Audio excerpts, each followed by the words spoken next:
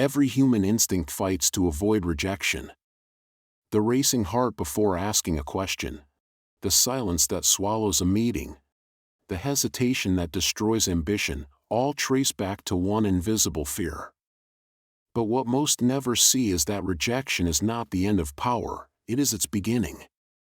Machiavelli uncovered this paradox: only by confronting rejection directly does a person become immune to control. This video tears apart the illusion that rejection is something to fear.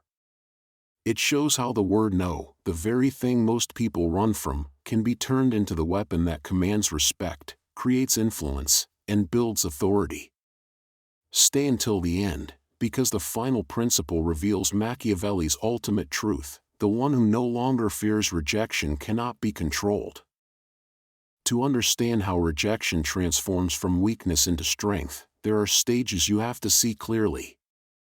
Machiavelli's psychology breaks it down into principles, each one exposing a hidden truth about why rejection controls most people, and how the few who master it turn that same force into power.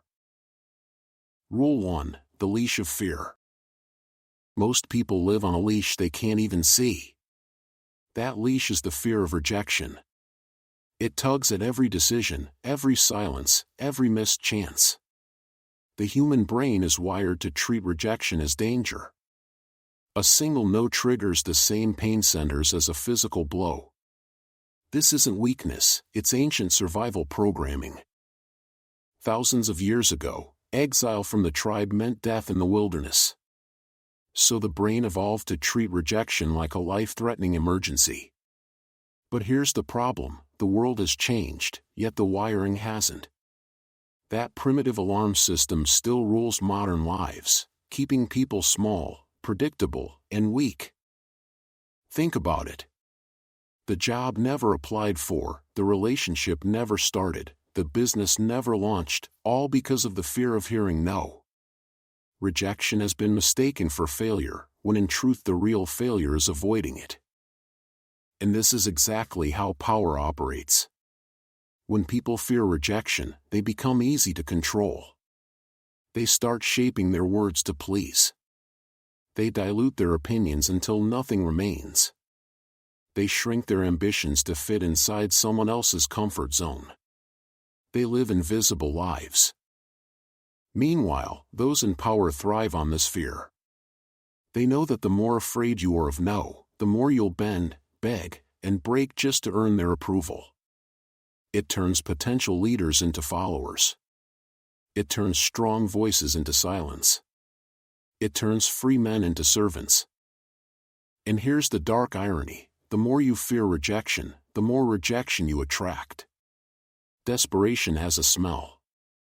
People sense it instantly. They see the hedging, the forced smiles, the desperate attempts to please. Nothing repels faster than someone who needs approval more than they offer value. Look at the people you respect most. Do they beg for your attention? Do they twist themselves to fit your approval? Of course not. They project indifference to acceptance, and that's why respect gravitates to them. This is the cycle: fear breeds neediness, neediness breeds rejection, rejection breeds more fear. Most stay trapped forever. But the confident escape by breaking the leash. They ask boldly. They speak without apology. They risk no and rise above it. That's the first rule Machiavelli understood: fear of rejection is not just a weakness, it is the tool rulers use to keep the masses obedient. Rule 2: The respect paradox. Machiavelli saw what most people still refuse to admit: a man who fears rejection will never command respect. In The Prince, his cold analysis of power stripped away illusions. Leaders, he argued, cannot afford to be loved by everyone. In fact, the desperate need to be liked is the fastest road to weakness and eventual ruin. He wrote, "Since love and fear can hardly exist together, if we must choose between them, it is far safer to be feared than loved." This was not cynicism. It was recognition of reality. Love is fickle, it changes with moods, with benefits, with circumstances. But fear is steady. Fear anchors power. And those who try to secure universal love inevitably lose both love and respect, because they are seen as pliable, desperate, and weak. What does this mean in practice? It means that anyone who aspires to real power must be willing to face hostility, criticism, and outright dismissal. They must be prepared for rejection not only of their ideas, but of themselves. They must carry forward even when surrounded by scorn. History is filled with examples. Julius Caesar knew the Roman Senate might reject him when he crossed the Rubicon, branding him a traitor and an enemy of the state. He did it anyway, and in that defiance, he secured his place as ruler of Rome. Centuries later, Steve Jobs was rejected by his own company's board, cast out from the empire he built.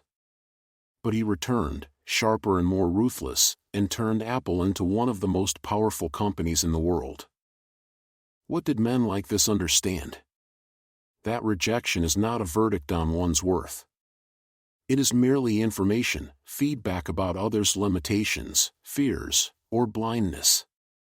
Rejection is noise, not destiny. Powerful figures don't sidestep rejection.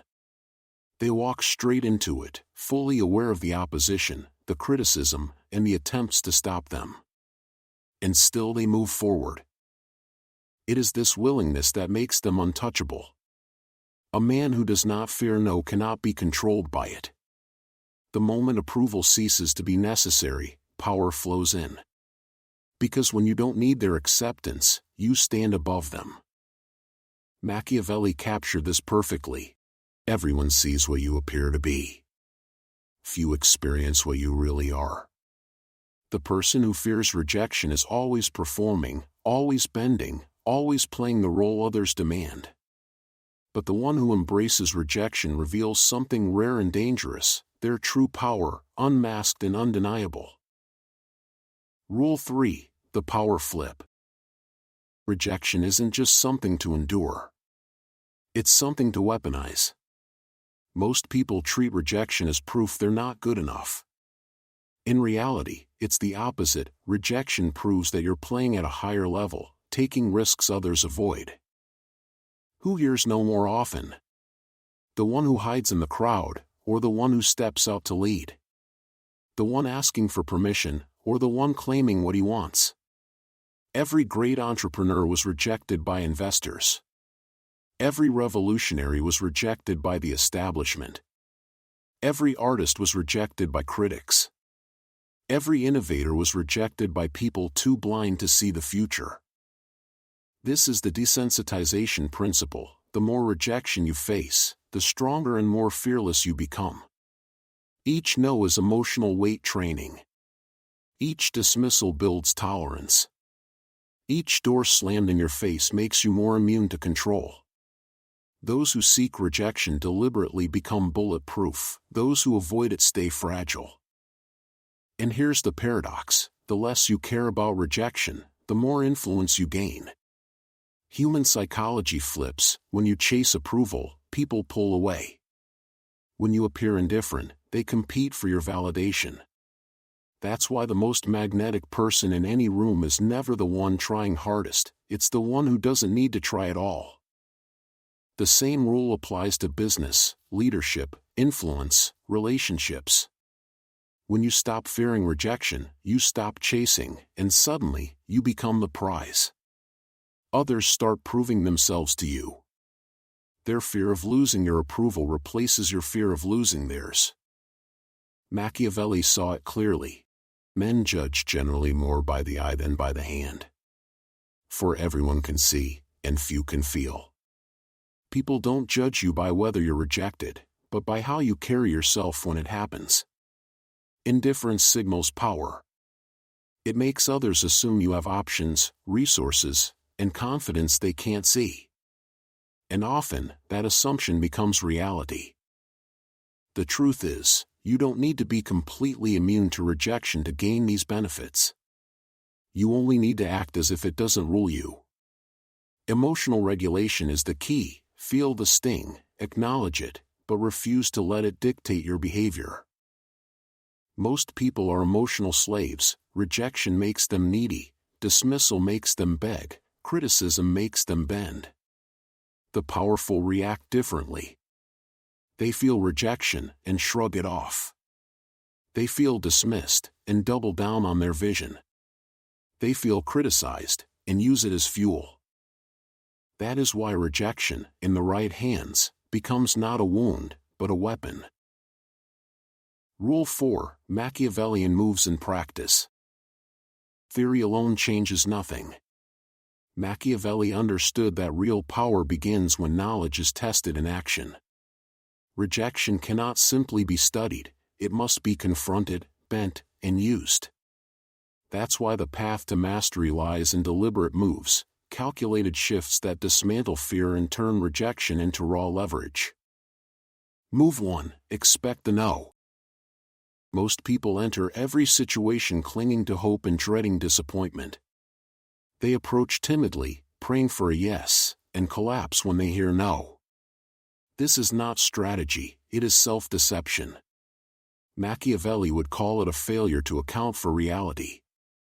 To expect rejection is to disarm it before it strikes. When you anticipate no, you can never be destabilized by it. Instead of groveling for approval, you ask with clarity and move on with strength. This composure unsettles people because it is so rare. And paradoxically, the very expectation of rejection frees you to aim higher, take greater risks, and project an authority that draws others in. Move 2: Use boldness as a signal. Boldness is one of history's most reliable weapons. It shocks, intimidates, and fascinates because it is scarce. The timid blend into the crowd, the bold cut through it. Bold people gain access to higher rooms because they're not afraid to speak in smaller ones. They negotiate better terms because they're willing to walk away from the bad ones. They attract powerful allies because they're not afraid to challenge weak enemies. Even when boldness fails, when it ends in rejection, it still pays dividends: respect, information, resilience. Every attempt hardens you for the next. Over time, rejection itself becomes proof that you are moving in territory too risky, too ambitious, and too threatening for ordinary minds. Move 3: Reframe the rejection. The untrained mind interprets rejection as failure. The Machiavellian mind sees it as evidence of the other's blindness. History is littered with examples: publishers dismissing manuscripts that became bestsellers, investors rejecting companies that later reshaped the world, critics mocking ideas that now define culture. These rejections were not accurate judgments, they were failures of vision. When you adopt this frame, rejection no longer pierces your sense of worth. Instead, it exposes the limits of others. Each dismissal becomes a mirror, not reflecting your inadequacy, but their inability to see. Move 4: Hold the frame. Power depends on who controls the narrative. When someone rejects you, the weak surrender the frame, they internalize rejection as proof of failure. The strong hold their frame and reverse the meaning. Instead of shrinking, they grow larger. Instead of asking, "What's wrong with me?" they ask, "What can't this person recognize?" This simple shift is liberation. Rejection turns into information, a signal of who has vision and who does not, of who is worthy of your time and who should be ignored. The sting evaporates once you realize rejection was never about your value, it was always about their perception. Machiavelli wrote that the lion cannot escape traps and the fox cannot defeat wolves, but together they prevail. These moves are that union: the fox's foresight to see rejection clearly, and the lion's courage to face it without retreat. Practice them, and rejection ceases to be a weapon used against you, it becomes a weapon you wield. Rule 5: The dominion of fearlessness. Machiavelli's final lesson cuts deeper than any before. The one who fears no rejection cannot be controlled. This single truth separates those who live as prisoners of opinion from those who rise to rule. Think about the difference. Most people spend their lives tiptoeing around rejection. They silence their own voices to avoid disagreement. They pass on opportunities because failure might sting. They water down their ambitions until they fit neatly inside the comfort zones of others. This constant fear turns strong minds into fragile ones. It breeds anxiety, predictability, and submission. The fearless live in another reality. They say what they think because disagreement does not scare them. They chase their goals with intensity because failure does not paralyze them. They lead because criticism does not break them. They ask directly for what they want because no does not define them. While the masses hesitate, the fearless act. While the weak wait for permission, the fearless seize authority. While others chase approval, the fearless produce results that make approval irrelevant. And the world cannot resist this. People follow fearlessness, not perfection. They are drawn to the man who does not bow to rejection because he embodies a freedom they crave. The fearless radiate power because rejection, which enslaves most, has no hold on them. Look at history's greatest leaders. Did Caesar wait for the Senate's blessing before crossing the Rubicon? Did Churchill soften his words to avoid offending critics? Did Jobs redesign his vision to fit into the board's comfort zone? Of course not. They advanced, and the world adjusted. They set the frame, and others chose whether to follow or be left behind. This creates a magnetic effect. People want to be near those who stand immune to the fears that control everyone else. They seek their presence, their approval, their leadership, not because it is offered freely, but because it is rare. Fearlessness flips the balance. The one who doesn't need acceptance becomes the one everyone tries to impress. And here lies the ultimate power shift. Rejection stops being a threat and becomes a tool. It acts as a filter, dividing those who can recognize value from those who cannot. When the wrong people say no, it saves time, energy, and loyalty from being wasted in the wrong places. Each rejection clarifies who belongs in your circle of allies and who is irrelevant to your mission. This transformation doesn't happen in an instant, but it begins the moment you decide that fear will no longer dictate your actions. Each rejection faced and endured accelerates it. Each bold move taken without waiting for approval strengthens it. Each realization that someone's rejection was their loss, not yours, cements it. Over time, the chains fall away, and what remains is unshakable authority.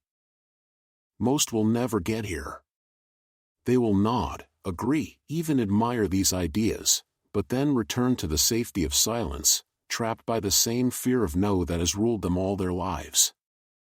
But the few who embrace rejection as training discover the truth. Every dismissal is practice, every failure is fuel, every no is a step toward mastery. Rejection is not defeat, it is the proving ground of power. Most collapse under its weight, reshaping their lives to avoid ever hearing no. But those who rise above it discover that rejection is only dangerous to the obedient. For the fearless, every dismissal is fuel, every barrier an invitation, every no a sign that they are moving where others dare not tread. This is why Machiavelli's words cut to the core. The one who fears no rejection cannot be controlled. To master rejection is to master yourself, and the moment you master yourself, no one else can rule you. And this is just the beginning. What you've heard here is one thread of a larger design, a design that reveals how power is built, protected, and expanded. Continue with the playlist Machiavelli on Power as Design, and you'll see how each lesson interlocks into a system used for centuries by rulers, leaders, and strategists. It's not a random collection of ideas, it's a living architecture of dominance, where every insight becomes a weapon and every strategy builds toward the next. Fear ends where power begins. Step into that territory, claim it as your own, and don't look back. because once you cross that threshold, there is no returning to weakness. Only forward, into the domain of those who rule.